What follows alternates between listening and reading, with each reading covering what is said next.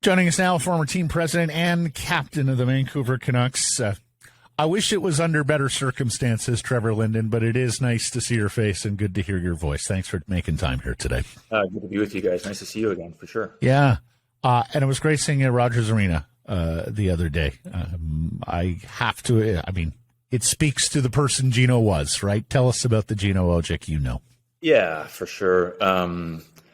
He's obviously special guy for a reason, super popular in this market, maybe one of the most popular players to play in this market. And I think it's because of he was the underdog. He came from, humble beginnings and a tough, just never expected to be here. And I also think that there was this connection between, Pat came in '87 and started to rebuild the pride of this organization. And Gino was a big part of that on the ice, and that giving that backbone to the team. And if you could recall, back in the late '80s, the Calgary Flames were kind of beating up on people, and it was tough back then. And Gino really, people really were proud of the fact that the Canucks were back and they were for real and they could take care of themselves. And of course, his relationship with Pavel was special. And I think the fans, he was a entertaining guy and loved, and he was a great teammate. He cared about his teammates. He was loyal. And so, it was a good night the other night. It was nice to be there for Gino and nice to see some of the old teammates again I hadn't seen for a long time. So that was really, really nice. Didn't have YouTube scouting back then, but word is that everybody in the room knew a little bit about Gino Odjick before he arrived in the room. Do you remember first impressions in the scuttlebutt before he arrived?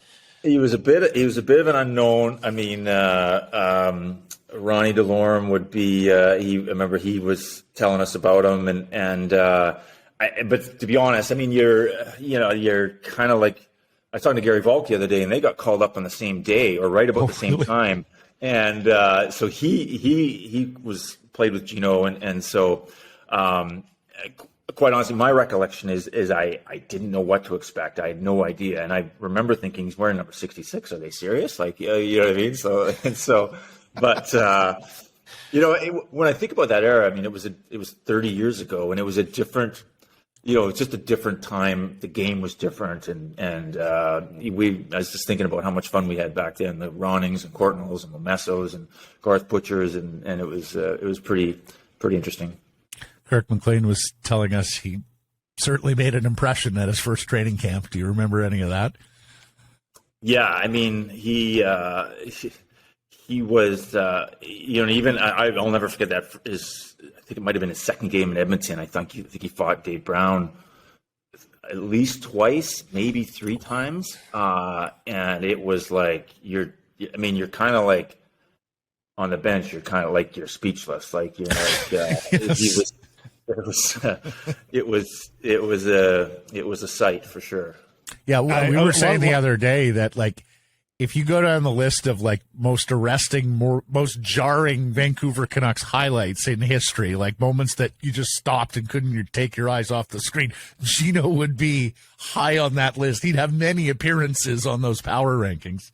Many appearances. The one that sticks out for me, and you guys, was the St. Louis one. I mean, and to watch that today, I mean, we're used to, the game has changed. I mean, it's evolved. I think evolved for the better. I don't think it's ever been better. I mean, but Gino, I think someone went into Kay Whitmore and gave him the stick, and that ignited this brawl against St. Louis. And he's chasing around players. He's got no shirt on. I mean, it was. I think the one thing that I would like to say about Gino, though, like we forget how much he improved as a player. Yes. And I have to say, we talk about obviously the obvious side of it and the physicality, but the one thing Gino, he was smarter than people gave him credit for on the ice. His hands were better than he got credit for. He had a good shot. And he worked on these things. Like we saw it in practice. We saw how hard he worked. We saw how much he improved, and he made himself into a player. And that was, a lot of the credit went to him for sure. The water cooler chat after a couple of those goals in that 16-goal campaign, I remember was like, "Did you see Gino score that goal? Like it was a good goal." He gets a lot of attention for the chemistry that he had with Pavel. Do you remember many shifts with him? Did you take a few twirls on that line at all? I mean, I don't. I think he played a lot with Pavel. Actually, I remember watching that, and that was fun. I mean, you think about the Pacific Coliseum and that dynamic and that duo. That was a whole story in itself. But I mean, he could score. And just obviously this last week, just watching highlights of Gino, and certainly the penalty shot goal was. And I think the thing is that the elation in the crowd was like next level. Like it was like it was like a party, when Gino was out and if he scored. So it was. I mean, he scored 16 goals. That's a good year. Number too, right? Well, I mean, his first few years, when you first, especially how young he was to the NHL, okay, so your role is fighting policeman, enforcer, what have you, and he did it, but like he could play the game. And especially back then, a lot of the enforcers couldn't really play the game. Gino could play. And go ahead. Yeah. He was a good skater. Like he was. I remember thinking in practice and watching him. There were days in practice where you're like, wow, he can skate and he can he had a good shot and he just improved and it was I mean a lot of it people want to focus on the one side of it, but there's definitely that side of it that I think is important for people that didn't maybe see him play that understood. Yeah. I did want to ask you this question. We talked about this earlier in the week as well. Trevor, on top of being as athletically gifted as you were, I think you're as gifted with people, the way you relate to people. And Gino had that gift as well. And I'm just wondering if you can give us some insights into the way Gino interacted with the public, because boy, did he form a special bond here with Canucks fans and with the citizens of British Columbia. Absolutely. And I think that there was this, there was just a realness to Gino. He was just down to earth and people could really connect with him because he was just real. And they saw, they saw the imperfections. They saw he wasn't trying to be perfect, and he was a lovable guy. And of course his popularity in the First Nations community is incredible, and his leadership there was unique and special. But people could just connect with him. People identified with how hard he had to work to get to where he got to, and just what he brought to the team, and his connection with Pavel was special, and just. He was just a down-to-earth guy, and that's what people really liked, I think. Yourself, Lume, Volk, Babish, McLean, Delorme, Courtnall, it was quite a turnout there Wednesday night for the on-ice face-off and commemoration. Take us backstage. What was the conversation like between all you Canucks alumni as you gathered? And hey, let's not forget about Nathan Lafayette. That one surprised me. Sorry. My bad. I said, no, but I was like, what are you doing here? Like, and I didn't realize he's been living out here for the last couple of years. So I wasn't aware of that, but, it was a lot of fun because, those teams back then, like the characters I mentioned, the Momesos and Ronings and, Courtnalls and McLeans and Lume and Babbage and Merzen. And, we just had a lot of fun. It was a little bit lighter. It was a little bit, and Gino was a big part of that. Boy, there was never a dull moment. Everyone had a story. Courtnall and him, they had this practical joke going back and forth. And Courts loved to, after the pregame meal, it was always ice cream and chocolate sauce. It was that, you know what I mean? And of course, Courts had to put that whipped butter in a bowl and put a bunch of sauce on it. And of course, Gino, that's the one Gino grabbed, and he sat there and ate about half of it until he realized we were just like falling over laughing. So lots of stories. I mean, it was funny. I actually forgot this, that I was traded February 6th of 98. Gino was traded to the Islanders and joined me in New York about a month and a half later. And we actually roomed together on the road when we were in New York. And that was, he was, yeah. So we shared a lot of stories, a lot of laughs. Some we can talk about on the radio, some we can't. Wow. I was going to say, who worked the remote? Yeah, exactly. Yeah, same guy making that trade too. Gino's call. Yeah. And Courtnall, that's some stones. You're practical joking, Gino. That's a heck of a lot of courage. And I tell you what, like Gino was not like, yeah, he could take it, but he would be on the. He would give it as well on the on that side of it. There's a lot of fun back in the day. He also could make fun of himself a little bit. I found like he could sort of make a wink and a nudge to the dumb tough guy thing. Like he knew what he was doing, but he liked to lean into it a little bit. For sure, he had a great sense of humor. He was clever. He was smart like a fox. You know what I mean? Yeah. Like you realize that. You see this big guy, but he was intelligent and thoughtful and cagey, and he was nothing got past him. Yeah. Well, and we were also saying, Trev, like the way he mixed with all different kinds of people, as you mentioned, an absolute hero to the First Nations community, to Joe and Joanne Public here on the street of Vancouver, so approachable, and yet, he could walk with people of rich and powerful, and he was totally at ease with them as well. It was, sure. Yeah, unflappable, no matter what. Really, really. I saw you had a moment with Bo there on the bench. The one guy who was there when you started way back when as president of hockey ops. I saw you had a moment with Bo. Tell us about that.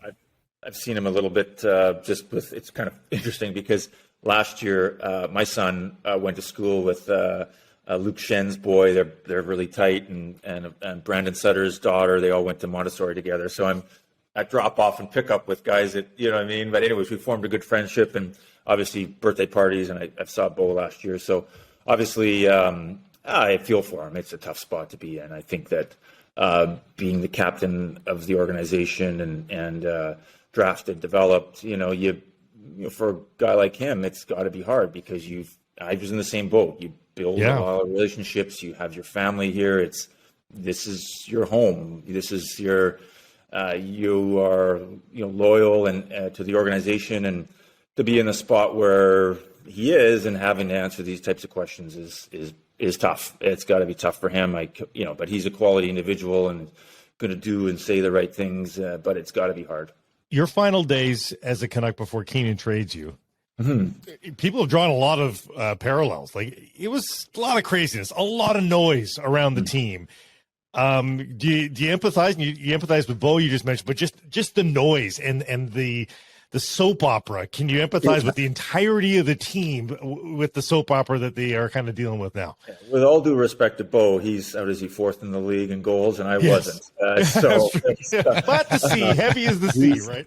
He's very, very, on top of his game and having a heck of a year, which is a huge credit to him. But